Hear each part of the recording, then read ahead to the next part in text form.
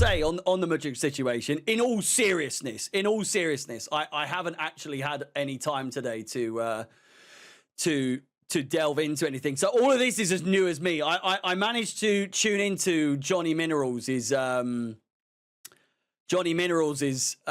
stream just before, whilst I was prepping for the watch along for the Man City Villa game, and he's gone into this sort of situation where he's describing it as though he's now become the fall guy. He's become the guy that's Chelsea have thrown him under the bus, and I don't know necessarily if that is true. Now, what we've got to go on is, of course, these lie detector tests that he has allegedly taken.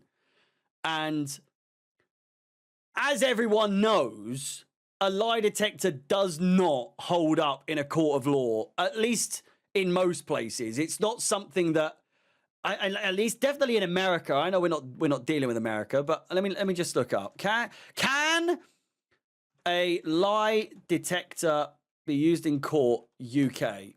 So in the UK, the results of a lie detector test, also known as a polygraph test, are generally not admissible as evidence in criminal or civil courts. So regardless of the results of this, it's not looking good either way in terms of, you know, I mean, it's not looking bad. It's not looking any worse than it was before. But all the same, it's not really done much other than, I guess, like Johnny said, in fairness, he had something right. He did say something right. He said that if you are guilty, you are not taking a polygraph test. You're not putting yourself forward to be in that position to take a lie detector test if you know you're guilty. Because if you are guilty and you know you're guilty,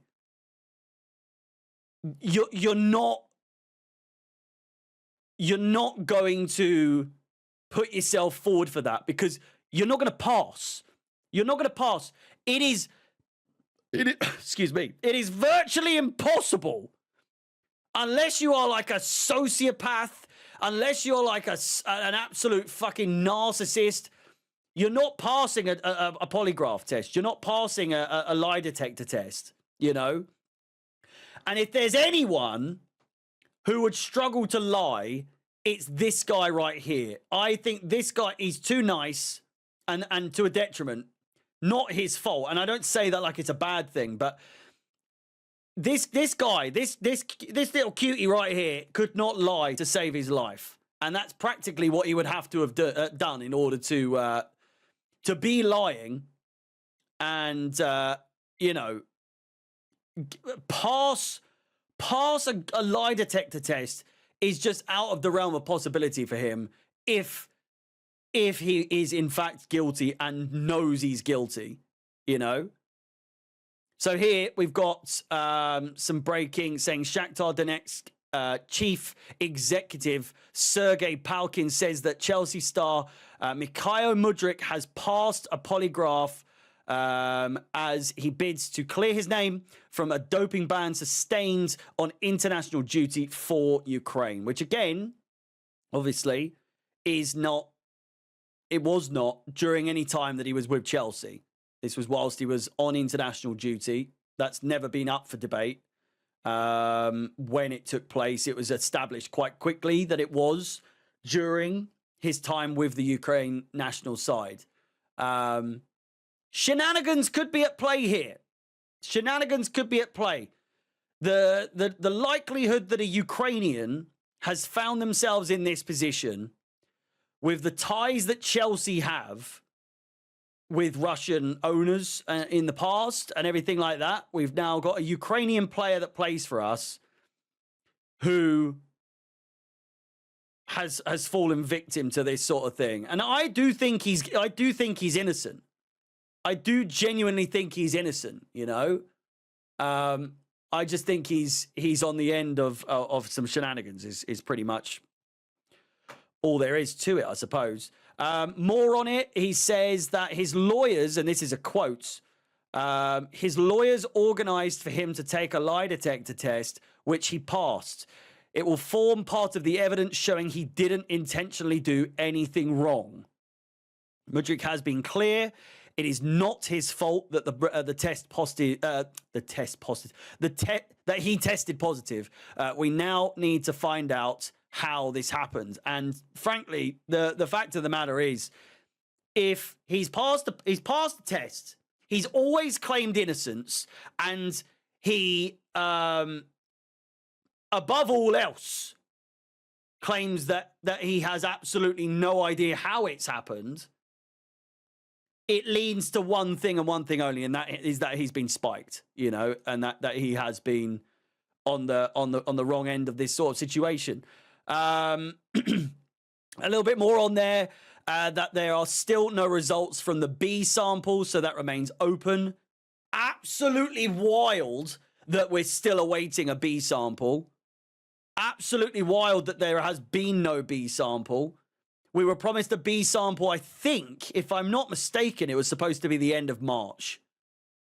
Maybe early April. We're now at the ass end of April, and we're still no clear on what the situation is.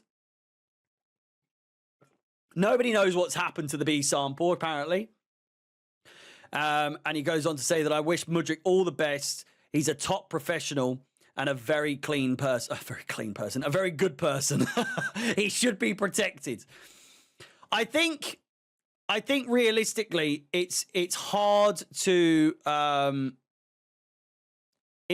imagine.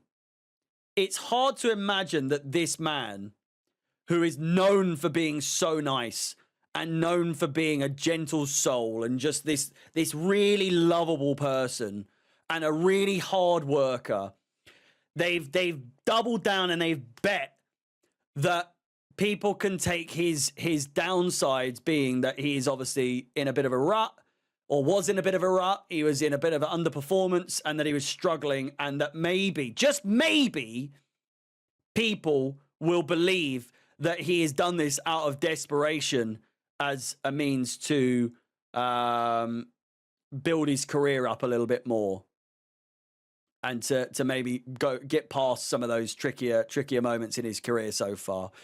Lastly, it says that Mykhailo Mudryk has passed a lie detector test as he bids to clear his name at Shakhtar Donetsk. As we've said, Shakhtar could lose 30 million euros if Mudryk doesn't play for Chelsea again, which is looking wholly unlikely. As in unlikely that he doesn't play for Chelsea ever again.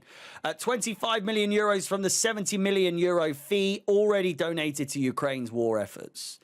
So we just need the B sample. Realistically, I think that is where a lot of the speculation lies. Once that's announced, that may very well clear his name. I feel like, from what we know, it's more than likely going to go to court. Either way, even when he's cleared, there's going to be some compensation to be made here for Chelsea. In the fact that we've been without a valuable player, a top asset, a big asset as well in terms of financially speaking. And you best believe that the owners at Chelsea Football Club are going to make sure that they get their money back.